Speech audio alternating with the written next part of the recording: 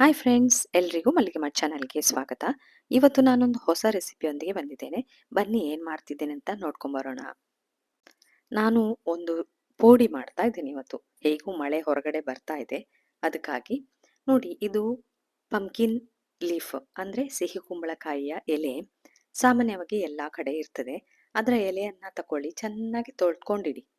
ನಂತರ ಅದಕ್ಕೆ ಒಂದು ಪಾತ್ರೆ ತಕೊಂಡು, ಪಾತ್ರೆಗೆ ಒಂದು ಅರ್ಧ ಕಪ್ನಷ್ಟು ಇಲ್ಲಿ ಬೆಳ್ತಿಗೆ ಅಕ್ಕಿ ಅಂದರೆ ದೋಸಾ ರೈಸ್, ಸ್ಟೋರಿದ ಅಕ್ಕಿ ಆದರೂ ಆಗ್ತದೆ. ಹಾಗೆ ಒಂದು ಕಾಲು ಕಪ್ನಷ್ಟು ತೊಗರಿಬೇಳೆ, ಕಾಲು ಕಪ್ನಷ್ಟು ಹೆಸರು ಬೇಳೆ. ಇಷ್ಟನ್ನು ನೀರು ಹಾಕಿ ನೆನೆಸಿಡಿ. ಒಂದು 2 ರಿಂದ 3 ಗಂಟೆ ನೆನೆಸಿಡಿ.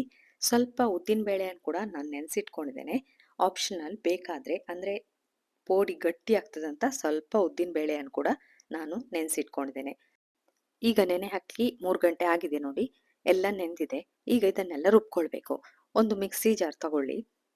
ಅದಕ್ಕೆ ನೋಡಿ 10 ಮೆಣಸನ್ನು ಹಾಕಿದ್ದೇನೆ. ಸ್ವಲ್ಪ ಖಾರ ಮಾಡ್ಕೊಳ್ಳಿ. ಹಾಗೆ ಸ್ವಲ್ಪ ಉಪ್ಪು. ಖಾರ ಮಾಡಿದರೆ ಎಲೆಗೆ ಸರಿಯಾಗಿ ಹಿಡಿತದೆ. ಹಾಗೆ ಫಸ್ಟಿಗೆ ನಾನಿಲ್ಲಿ ಉದ್ದಿನ ಬೇಳೆಯನ್ನು ಹಾಕ್ತಾ ಇದ್ದೇನೆ.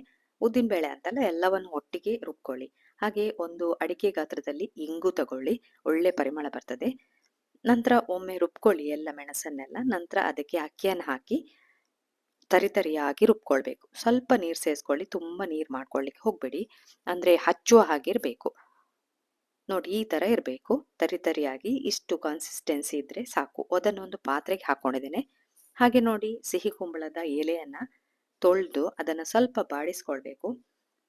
ಈಗ ಬಾಡಿಸಿ ಎಲ್ಲ ಆಗಿದೆ. ಅದರ ತೊಟ್ಟನ್ನು ಸ್ವಲ್ಪ ಕಟ್ ಮಾಡ್ಕೊಳ್ಳಿ, ತೊಟ್ಟೆಲ್ಲ ಬೇಡ. ಅದೇ ರೀತಿ ಹಿಂದ್ಗಡೆ ಇರುವಂತಹ ನಾರು ಕೂಡ ನೀವು ತೆಗೆದುಕೊಳ್ಬೋದು. ಬೇಕಾದರೆ ತುಂಬ ಬಲ್ತಿದ್ರೆ ತೆಗೆದುಕೊಳ್ಳಿ ನಾರನ್ನು. ಎಳೆದು ಮಾಡೋದಾದರೆ ಬೇಕಾಗಿಲ್ಲ. ಇದು ತುಂಬ ರುಚಿಯಾಗಿರ್ತದೆ, ಹಾಗೆ ಆರೋಗ್ಯಕ್ಕೂ ಒಳ್ಳೆಯದು. ಈ ಮಳೆ ಬರುವಾಗ ನಿಮಗೆ ಮೀನೆಲ್ಲ ಸಿಗೋದಿಲ್ಲ ನೋಡಿ, ಈ ಥರ ಪುಡಿ ಮಾಡಿಕೊಂಡು ಆರಾಮಾಗಿ ಊಟ ಮಾಡ್ಬೋದು. ಫಿಶ್ ಬೇಕಂತವ್ರಿಗೆ ಮಾತ್ರ, ಅಂದರೆ ಇಲ್ಲದಿದ್ರೂ ಕೂಡ ಮಳೆಯಲ್ಲಿ ಏನಾದರೂ ಗರಿ ಗರಿ ಆಗಿರೋದು ತಿನ್ಬೇಕಂತ ಅನಿಸ್ತದೆ ನೋಡಿ, ಆಗ ಈ ಥರ ಮಾಡ್ಕೋಬೋದು. ನಾನಿಲ್ಲಿ ಎಲ್ಲ ನಾರನ್ನು ತೆಗೆದುಕೊಂಡಿದ್ದೇನೆ. ಈಗ ಈ ಎಲೆ ಮೇಲೆ ಹಚ್ಕೊಳ್ಬೇಕು. ನೋಡಿ, ಹಿಂದೆ ಅಥವಾ ಮುಂದೆ ಯಾವ ಕಡೆ ಆದರೂ ಹಚ್ಕೊಳ್ಬೋದು. ಮಸಾಲೆಯನ್ನ ತೆಳ್ಳಗೆ ಹಚ್ಕೊಳ್ಳಿ. ಒಂದು ಎಲೆಯನ್ನು ಹಚ್ಚಿದ ನಂತರ ನೋಡಿ, ಇನ್ನೊಂದು ಎಲೆಯನ್ನ ಇಟ್ಕೊಳ್ಳಿ. ಚಿಕ್ಕ ಚಿಕ್ಕದಾದ್ರೆ 2 ಇಟ್ಕೊಳ್ಬೋದು. ನೀವು ಪತ್ರೊಡೆ ಯಾವ ಥರ ಮಾಡ್ತೀರಿ ನೋಡಿ, ಅದೇ ಥರ ಮಾಡ್ಕೊಳ್ಳೋದು. ಕೆಸುವಿನ ಪತ್ರೊಡೆಗೆ ಹುಳಿ ಹಾಕಬೇಕು. ಇದಕ್ಕೆ ಏನು ಹುಳಿ ಹಾಕಲಿಲ್ಲ ನೋಡಿ. ಬೇಕಾದರೆ ನೀವು ಹಾಕ್ಕೊಳ್ಬೋದು. ಖಾರ, ಹುಳಿ, ಉಪ್ಪು ಎಲ್ಲ ಇದ್ರೆ ತುಂಬ ಚೆನ್ನಾಗಿರ್ತದೆ. ಈಗ ಮಸಾಲೆಯನ್ನು ನಾನು ಎಲ್ಲ ಎಲೆಗೆ ಹಚ್ತಾ ಇದ್ದೇನೆ. ತುಂಬ ತೆಳ್ಳಗೆ ಹಚ್ಕೊಳ್ಳಿ.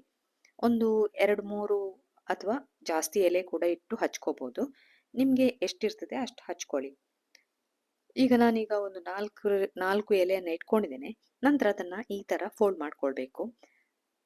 ಕೆಸುವನ್ನು ಯಾವ ಥರ ಫೋಲ್ಡ್ ಮಾಡ್ಕೊಳ್ತೀರಿ ನೋಡಿ, ಅದೇ ಥರ ಫೋಲ್ಡ್ ಮಾಡ್ಕೊಳ್ಳಿ. ಫೋಲ್ಡ್ ಮಾಡಿದ ಮೇಲೆ ಆ ಎಲೆಗೆ ಕೂಡ ಹಚ್ಕೊಳ್ಬೇಕು. ಅದರ ಮೇಲೆ ಕೂಡ ಮಸಾಲೆಯನ್ನು ಚೆನ್ನಾಗಿ ಹಚ್ಕೊಳ್ಳಿ. ನಾವೀಗ ರೋಲ್ ಮಾಡ್ಕೊಳ್ಬೇಕು. ಅದಕ್ಕೆ ನಾನು ಈ ಥರ ಹಚ್ಕೊಂಡು ರೋಲ್ ಮಾಡ್ತಾ ಇದ್ದೇನೆ. ರೋಲ್ ಮಾಡಲಿಕ್ಕೆ ಬರ್ತದೆ ನೋಡಿ, ಎಷ್ಟು ಚೆನ್ನಾಗಿ ಬರ್ತದೆ. ಇದನ್ನೇನೋ ಬೇಯಿಸ್ಬೇಕಂತಿಲ್ಲ, ನಾನು ತೋರಿಸ್ತೇನೆ. ಅದೇ ಥರ ಮಾಡ್ಕೊಳ್ಳಿ, ತುಂಬ ಚೆನ್ನಾಗಿರ್ತದೆ. ಒಂದು ರೀತಿಯಲ್ಲಿ ಡಿಫ್ರೆಂಟ್ ಅಂತ ಹೇಳ್ಕೊಬೋದು. ನೋಡಿ, ಈ ಥರ ರೋಲ್ ಮಾಡ್ಕೊಳ್ಳಿ. ರೋಲ್ ಮಾಡ್ಕೊಂಡ ನಂತರ ಎಲ್ಲ ಕಡೆ ಮಸಾಲೆಯನ್ನು ಹಚ್ಕೊಳ್ಬೇಕು. 2 ಮಾಡ್ಕೊಂಡಿದ್ದೇನೆ ನಾನಿಲ್ಲಿ, 2 ರೋಲನ್ನು. ನೋಡಿ, ಇನ್ನೊಂದು ರೋಲ್ ಕೂಡ ರೆಡಿಯಾಗಿದೆ. ನೋಡಿ, ಇದಕ್ಕೂ ಕೂಡ ಎಲ್ಲ ಮಸಾಲೆಯನ್ನು ಹಚ್ಚಿ ರೆಡಿ ಮಾಡಿ ಇಟ್ಕೊಳ್ತಾ ಇದ್ದೇನೆ. ನೀವು ಇದನ್ನು ಹೀಗೆ ಮಾಡಿಟ್ಕೊಳ್ಬೋದು. ಮಾಡಿಟ್ಕೊಂಡು ಫ್ರಿಜ್ಜಲ್ಲಿ ಇಟ್ಟರೆ ನಿಮಗೆ ಬೇಕಾದಾಗ ಕಟ್ ಮಾಡಿ ಫ್ರೈ ಮಾಡ್ಕೊಳ್ಬೋದು. ನೋಡಿ, 2 ಕೂಡ ರೋಲ್ ರೆಡಿಯಾಗಿದೆ ನಮ್ಮ ಪೋಡಿಗೆ. ನಿಮಗೆ ಎಲೆ ಸಿಕ್ಕರೆ ಇದನ್ನು ಒಮ್ಮೆ ಮಾಡಿ. ಸಿಗ್ತದೆ, ಎಲ್ಲ ಕಡೆ ಎಲೆ ಇರ್ತದೆ. ನೋಡಿ, 2 ರೋಲ್ ರೆಡಿಯಾಗಿದೆ. ಇದನ್ನು ಒಂದು 5 ನಿಮಿಷ ನಾನು ಫ್ರಿಜ್ಜಲ್ಲಿ ಇಟ್ಟಿದ್ದೆ, ಯಾಕಂದರೆ ಸ್ವಲ್ಪ ಗಟ್ಟಿ ಆಗ್ತದೆ, ಕಟ್ ಮಾಡಲಿಕ್ಕೆ ಸುಲಭ ಆಗ್ತದೆ ಅಂತ. ನೋಡಿ, ನಾನು ಈ ಥರ ಕಟ್ ಮಾಡ್ತೇನೆ, ಅಂದರೆ ರೌಂಡ್ ಕಟ್ ಮಾಡ್ಕೋಬೇಕು. ಏನು ಕಷ್ಟ ಇಲ್ಲ, ಆರಾಮಾಗಿ ಕಟ್ ಆಗ್ತದೆ ಎಲೆ ನೋಡಿ. ಆದ್ದರಿಂದ ನಾನೀಗ ಎಲ್ಲವನ್ನ ಕಟ್ ಮಾಡಿ ಇಟ್ಕೊಳ್ತೇನೆ. ನೋಡಿ, ಈ ಥರ ಬರ್ತದೆ, ಎಷ್ಟು ಚೆನ್ನಾಗಿದೆ ಅಲ್ಲ. ಇದನ್ನ ಡೀಪ್ ಫ್ರೈ ಮಾಡ್ಕೊಳ್ಳೋದು. ಶಾಲೋ ಫ್ರೈ ಮಾಡಲಿಕ್ಕೆ ಹೋಗಬೇಡಿ, ಯಾಕಂದರೆ ಅದು ಎಲೆ ಎಲ್ಲ ಬೇಯಬೇಕು ನೋಡಿ, ಅದಕ್ಕೆ. ನಂತರ ನೋಡಿ, ಇಲ್ಲಿ ಅಕ್ಕಿ ಹಿಟ್ಟನ್ನು ರೆಡಿ ಮಾಡಿ ಇಟ್ಕೊಂಡಿದ್ದೇನೆ. ನಾರ್ಮಲ್ ಅಕ್ಕಿ ಹಿಟ್ಟು, ನೀವು ಏನು ಫ್ರೈ ಮಾಡಲಿಕ್ಕೆ ಯೂಸ್ ಮಾಡ್ತೀರಿ ಅದೇ ಅಕ್ಕಿ ಹಿಟ್ಟು. ಅಕ್ಕಿ ಹಿಟ್ಟಲ್ಲಿ ಎಲ್ಲವನ್ನ ಮುಳುಗಿಸಿ ಇಟ್ಕೊಳ್ಳಿ, ಬೇಗ ಬೇಗ ಫ್ರೈ ಮಾಡ್ಕೊಳ್ಳಿಕ್ಕೆ ಆಗ್ತದೆ. ಅಂದರೆ ಪೋಡಿಯ ತುಂಡುಗಳನ್ನು ಇಟ್ಕೊಳ್ಳಿ. ಈಗ ಎಣ್ಣೆ ಇಟ್ಕೊಂಡಿದ್ದೇನೆ. ಇಲ್ಲಿ ನಾನು ತೆಂಗಿನೆಣ್ಣೆ ಯೂಸ್ ಮಾಡ್ತಾ ಇದ್ದೇನೆ. ನೀವು ಯಾವುದೇ ಎಣ್ಣೆಯನ್ನ ಯೂಸ್ ಮಾಡ್ಕೋಬಹುದು. ಎಣ್ಣೆ ಕೂಡ ಬಿಸಿಯಾಗಿದೆ ನೋಡಿ. ಈಗ ಒಂದೊಂದಾಗಿ ಪುಡಿಯನ್ನ ಹಾಕಿ ಗರಿ ಗರಿಯಾಗಿ ಫ್ರೈ ಮಾಡ್ಕೊಳ್ಳಿ. ತುಂಬ ಸೂಪರ್ ಆಗಿರ್ತದೆ. ಅನ್ನಕ್ಕೆ, ವೈಟ್ ರೈಸ್‌ಗಂತೂ ಒಂದು ದಾಲ್ ಮಾಡಿದ್ರೆ ಸೂಪರ್ ಆಗಿರ್ತದೆ. ಅಥವಾ ಸೈಡ್ ಡಿಶ್ ಆಗಿ ಕೂಡ ನೀವು ಇದನ್ನು ಯೂಸ್ ಮಾಡ್ಬೋದು. ಅಥವಾ ಸಂಜೆ ಟೀಗೆ ಕೂಡ ಇದನ್ನ ಮಕ್ಕಳಿಗೆ ಕೊಡ್ಬೋದು. ಹೆಲ್ದಿ ರೆಸಿಪಿ ಇದು. ನೋಡಿ ನೀವು ಟ್ರೈ ಮಾಡಿ ನನಗೆ ಕಮೆಂಟ್ ಹಾಕಿ ಹೇಗೆ ಬಂತು ಅಂತ. ಹಾಗೆ ನನ್ನ ಚಾನಲನ್ನು ಹೊಸದಾಗಿ ನೋಡ್ತಿರೋರು ಪ್ಲೀಸ್ ಸಬ್ಸ್ಕ್ರೈಬ್ ಮಾಡಿ.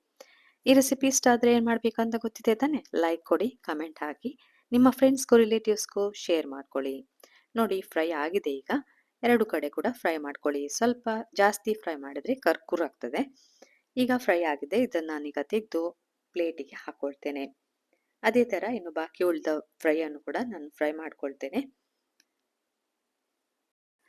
ಮನೆಯಲ್ಲಿರುವ ವಸ್ತುಗಳನ್ನ ಬಳಸ್ಕೊಂಡು ನೋಡಿ ಆರಾಮಾಗಿ ಪೋಡಿ, ಪತ್ರೊಡೆ ಏನಾದರೂ ಮಾಡ್ಕೋಬಹುದು. ಅಂಬೊಡೆ ಕೂಡ ಮಾಡ್ಬೋದು ಇದರಲ್ಲಿ. ತುಂಬಾ ಆರೋಗ್ಯಕರವಾದಂತಹ ರೆಸಿಪಿ. ಸರ್ವಿಂಗ್ ಪ್ಲೇಟಿಗೆ ನಾನು ಹಾಕೊಂಡಿದ್ದೇನೆ. ಇನ್ನೇನು ನಾನು ತಿನ್ಲಿಕ್ಕೆ ರೆಡಿ ಆಗ್ತಾ ಇದ್ದೇನೆ. ನೋಡಿದ್ರಲ್ಲ, ಒಮ್ಮೆ ಟ್ರೈ ಮಾಡಿ ಹೇಗೆ ಬಂತು ಅಂತ ನನಗೆ ಕಮೆಂಟ್ ಬಾಕ್ಸಲ್ಲಿ ಹಾಕಿ. ಈ ರೆಸಿಪಿಯನ್ನ ನೋಡಿದ್ರಲ್ಲ, ಇನ್ನ ನಿಮಗೆ ಹೊಸ ರೆಸಿಪಿಯೊಂದಿಗೆ ಸಿಗ್ತೇನೆ. ಪುರ್ಸೊತ್ ಮಾಡಿ ನೋಡಿದ್ದಕ್ಕೆ ಥ್ಯಾಂಕ್ ಯು. ಹಾಗೆ ಸಬ್ಸ್ಕ್ರೈಬ್ ಮಾಡಿದವರು ಪ್ಲೀಸ್ ಸಬ್ಸ್ಕ್ರೈಬ್ ಮಾಡಿ, ನನಗೆ ಸಪೋರ್ಟ್ ಮಾಡಿ.